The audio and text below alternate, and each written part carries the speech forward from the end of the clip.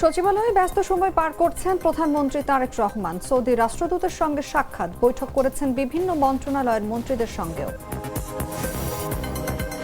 ইনকিলাব জিন্দাবাদ নিয়ে বিদ্যুৎ মন্ত্রীর বক্তব্যের প্রতিবাদ জামায়াতের, গভীর উদ্বেগ প্রকাশ।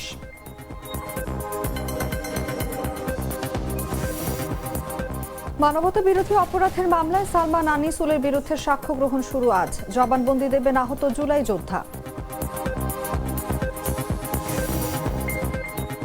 বৈশ্বিক শুল্ক 10 থেকে বাড়িয়ে 15% করার ঘোষণা ট্রাম্পের। যুক্তরাজ্যে ডানপন্থী ইসলাম বিরোধী মিছিল ঘিরে উত্তেজনা ও সংঘর্ষ।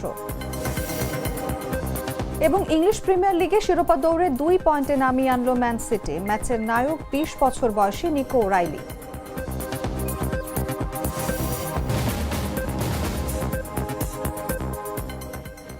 এতক্ষণ শুনছিলেন সংবাদ শিরোনাম।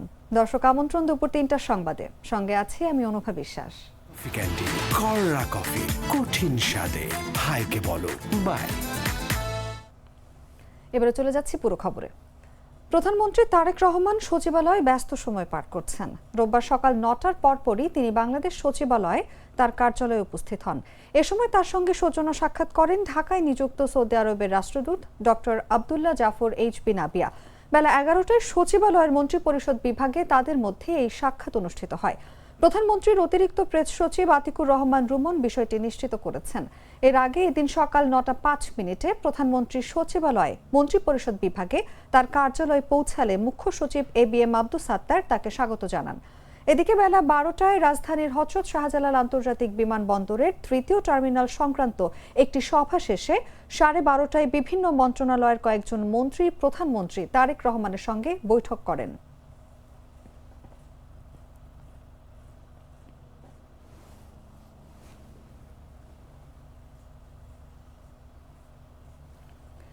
বিদ্যুৎ, জ্বালানি ও খনিজ সম্পদ মন্ত্রী ইকবাল হাসান মাহমুদের ইনকিলাব জিন্দাবাদ স্লোগানের মন্তব্যে গভীর উদ্বেগ, নিন্দা ও প্রতিবাদ জানিয়েছে বাংলাদেশ জামায়াতে ইসলামী।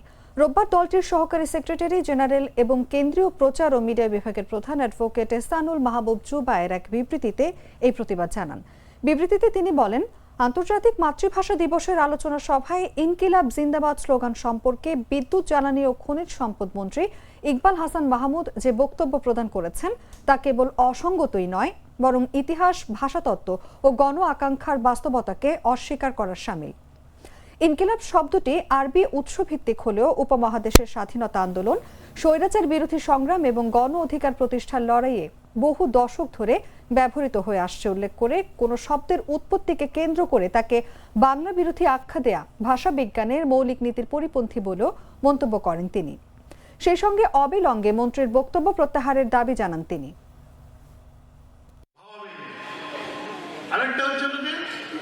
এই ধরনের ঘটনা ঘটে যখন কোন দেশে একটা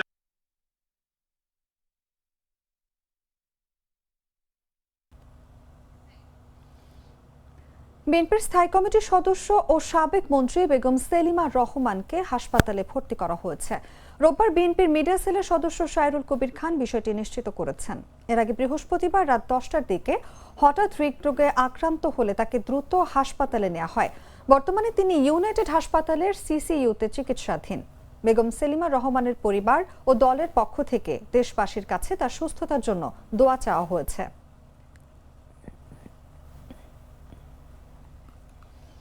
জুলাই গণ অভ্যুত্থানের সংগঠিত মানবতা বিরোধী অপরাধের মামলায় সাবেক মন্ত্রী আনিসুল হক ও সালমান এফ রহমানের বিরুদ্ধে আনুষ্ঠানিকভাবে সাক্ষ্য গ্রহণ শুরু হচ্ছে আজ। রোববার আন্তর্জাতিক অপরাধ ট্রাইব্যুনাল 1-এ প্রথম দিন একজন আহত আন্দোলনকারী নিজের সাক্ষ্য তুলে ধরবেন।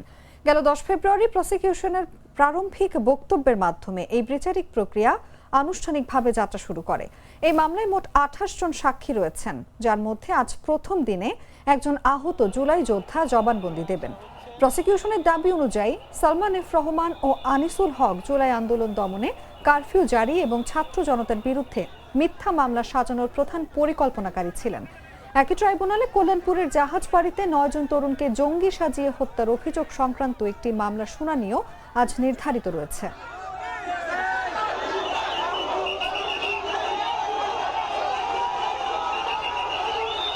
আমি তোমার মশলা বদলে ফেলেছি, এবার আপনিও বদলে ফেলুন। একবার প্রাণ গুঁড়া মশলা ব্যবহার করেই দেখুন। রাজধানীর আদাবর এলাকায় একটি এমব্রয়ডারি কারখানায় স্থানীয় কিশোর গ্যাং ও চাঁদাবাজ চক্রের সন্ত্রাসীরা হামলা চালিয়েছে। এই সময় তারা কয়েকজন শ্রমিককে কুপিয়ে আহত করে। এই ঘটনার পর এমব্রয়ডারি ব্যবসায়ী ও শ্রমিকরা হামলাকারীদের বিচারের দাবিতে থানা ঘেরাও করেন। পরে ঘটনার মূল অভিযুক্ত রাসেল সহ 3 জনকে গ্রেফতার করেছে পুলিশ। শনিবার সন্ধ্যার দিকে আদাবরের 17 নম্বর রোডে এই ঘটনা ঘটে। স্থানীয়রা জানান, শনিবার সন্ধ্যায় আবির এমব্রয়ডারি মালিক সমিতির সাধারণ সম্পাদক মোস্তাফিজুর রায়হান জহিরের কারখানায় আকস্মিকভাবে দেশীয় অস্ত্রসহ কিশোর গ্যাং চক্রের সদস্যরা হামলা চালায়। এ সময় ওই কারখানার কয়েকজন শ্রমিককে কুপিয়ে আহত করা হয় বলে জানিয়েছেন মোস্তাফিজুর রায়হান জহিরের ভাতিজা মারুফ হাসান সুমন। এদিকে এই ঘটনার বিচারের দাবিতে রাত 10:30টায় আদাবর থানা ঘেরাও করেন এমব্রয়ডারি মালিক ও শ্রমিকরা। তাদের আদাবর থানার সামনে সড়কে দাঁড়িয়ে সন্ত্রাসীদের বিচারের দাবিতে বিভিন্ন স্লোগান দিতে দেখা যায়। পরে সেনাবাহিনী ঘটনাস্থলে এসে পরিস্থিতি নিয়ন্ত্রণে আনে। বিষয়টি নিশ্চিত করেছেন পুলিশের মোহাম্মদপুর জোনের সহকারী পুলিশ কমিশনার আব্দুল্লাহ আল মামুন।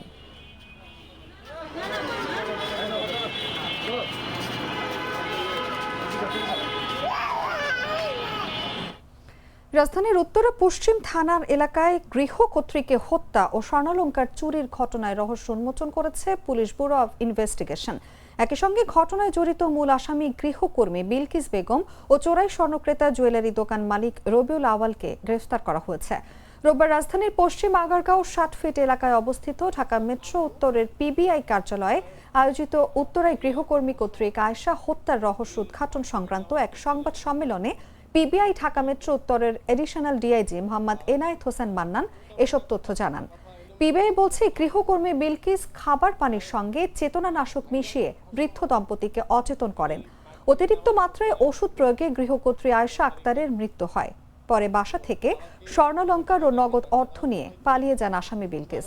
বিলকিস বেগমের কাছ থেকে নগদ 6,300 টাকা, চেতনানাশক ওই ওষুধের খালি পাতা ও একটি ছোট ব্যাগ উদ্ধার করা হয়েছে বলেও জানিয়েছে পিবিআই। 17 তারিখ যখন আমি অফিসে থাকি, সারাদিন আমার বাবা কিন্তু আমাকে মেসেজ দেন যে আমি নাস্তা করেছি কিনা বা দুপুরে খেয়েছি কিনা। সেই দিন আমাকে কেউ কোনো প্রকার মেসেজ দেয়নি, আর আমিও খুব কাজে ব্যস্ত ছিলাম। ঠিক মাগরিবের পরে আমার বড় ভাই মোহাম্মদ জাকারিয়া হোসেন, আপনার সামনে বসে আছেন, তিনি আমাকে ঠিক মাগরিবের কিছুক্ষণ পরে কল দিয়ে মানে কান্না অবস্থা।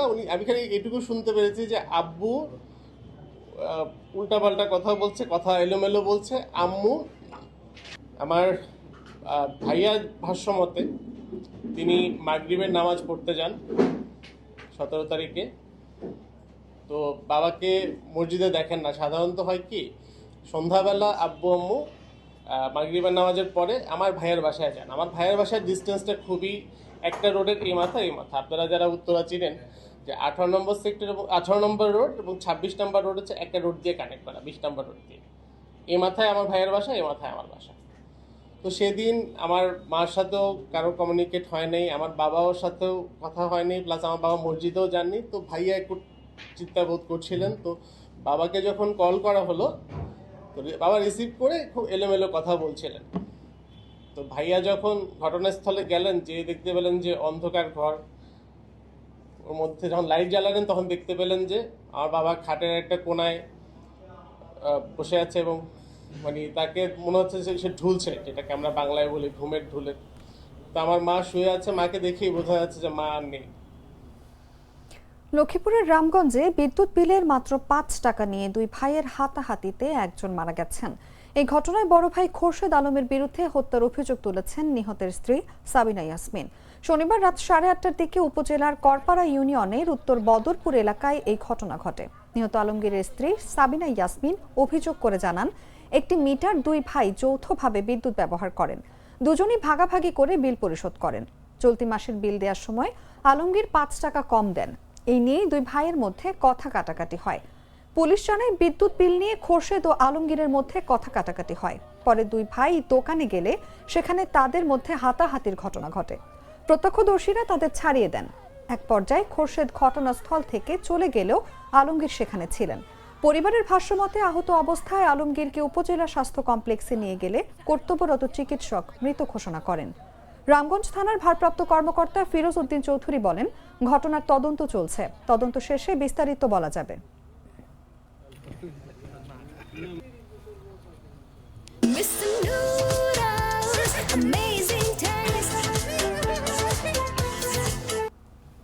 জানাবো আন্তর্জাতিক সংবাদ।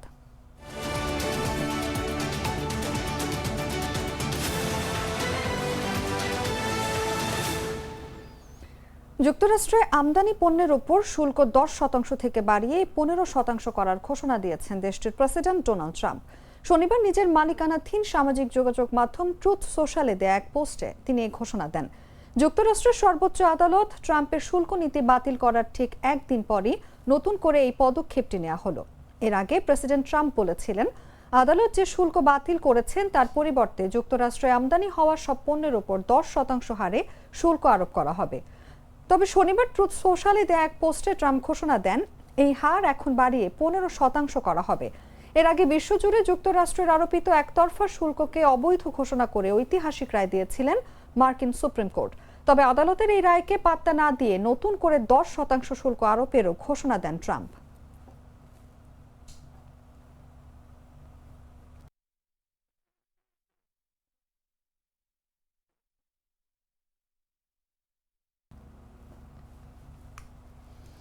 যুক্তরাজ্যের ম্যানচেস্টারে কট্টর ডানপন্থী ও ইসলাম বিরোধী সংগঠন ব্রিটেন ফার্স্টের ডাকা সমাবেশকে কেন্দ্র করে উত্তেজনাপূর্ণ পরিস্থিতির সৃষ্টি হয়েছে।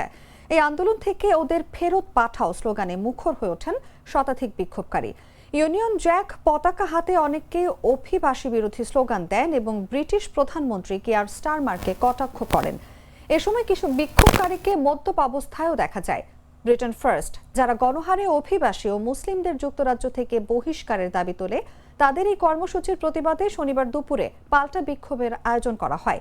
এই বিক্ষোভে কয়েকটি রাস্তায় অসংখ্য বামপন্থী ও ফ্যাসিবাদ বিরোধী কর্মীদের সমাবেশ ছিল ডানপন্থীদের চেয়ে তুলনামূলকভাবে অনেক বড়। প্রতিবাদ বিক্ষোভের সময় তারা বর্ণবাদ বিরোধী ব্যানার বহন করেন এবং ফিলিস্তিনি পতাকা সহ বিভিন্ন পতাকা প্রদর্শন করেন। পাল্টা মিছিল শুরুর আগেই উত্তেজনা ছড়িয়ে পড়ে। কিছু কট্টর ডানপন্থী কর্মী পাল্টা বিক্ষোভ স্থলে ঢুকে লাইভ স্ট্রিম শুরু করেন। পুলিশের নিরাপত্তা বলের মধ্য দিয়ে ব্রিটেন ফার্স্টের নেতা পল গোল্ডিং এর নেতৃত্বে মিছিল শুরু হলে পরিস্থিতি দ্রুত উত্তপ্ত হয়ে ওঠে। শহরের কেন্দ্রে দুই পক্ষের মুখোমুখি অবস্থানে গালাগালি ও ধাক্কাধাক্কির ঘটনা ঘটে। এক পর্যায়ে কয়েকজন বিক্ষোভকারী রাস্তায় বসে পড়ে প্রতিবাদ জানাতে থাকলে পুলিশ তাদের নিরাপদে রাস্তা থেকে সরিয়ে নেয়।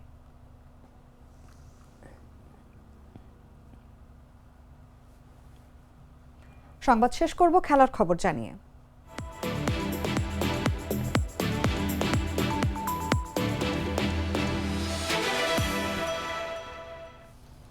প্রিমিয়ার লিগের শিরোপা দৌড়ে নতুন উত্তেজনা যোগ করেছে ম্যানচেস্টার সিটি। নিউক্যাসল ইউনাইটেডকে 2-1 গোলে হারিয়ে শীর্ষে থাকা আর্সেনালের সঙ্গে ব্যবধান কমিয়ে এনেছে মাত্র 2 পয়েন্টে। ইতিহাদ স্টেডিয়ামে অনুষ্ঠিত ম্যাচে নায়ক ছিলেন 20 বছর বয়সী নিকো ওরাইলি। প্রথমার্ধেই জোড়া গোল করে দলকে জয়ের পথে এগিয়ে দেন এই তরুণ মিডফিল্ডার। ম্যাচের শুরু থেকেই দাপট দেখায় পেপ গার্দিওলার দল, তার ফলও আসে দ্রুত। ম্যাচের 14তম দূরপাল্লার দুর্দান্ত শটে জাল কাপান ওরাইলি।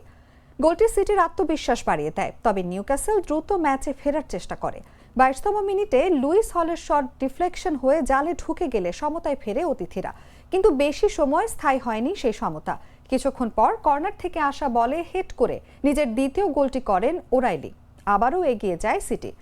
এই জয় পেপ গার্দিওলার দল প্রিমিয়ার লিগে আর্সেনালের সঙ্গে ব্যবধান কমিয়ে মাত্র 2 পয়েন্টে নামিয়ে আনলো। ফলে শিরোপা লড়াই এখন আরও তীব্র ও রোমাঞ্চকর হয়ে উঠেছে।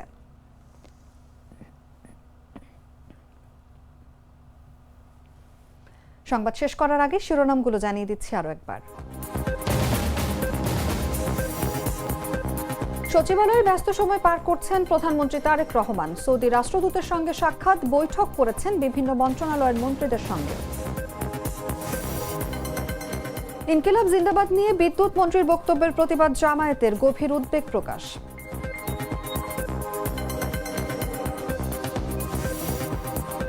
মানবতা বিরোধী অপরাধের মামলায় সালমান আনিসুলের বিরুদ্ধে সাক্ষ্য গ্রহণ শুরু আজ। জবানবন্দি দেবেন আহত জুলাই যোদ্ধা।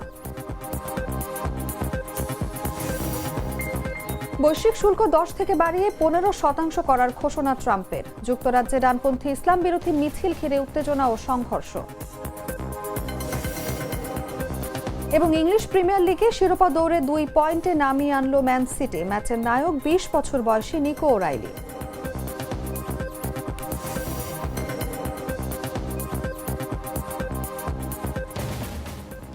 দর্শক, এই ছিল এখনকার মতো।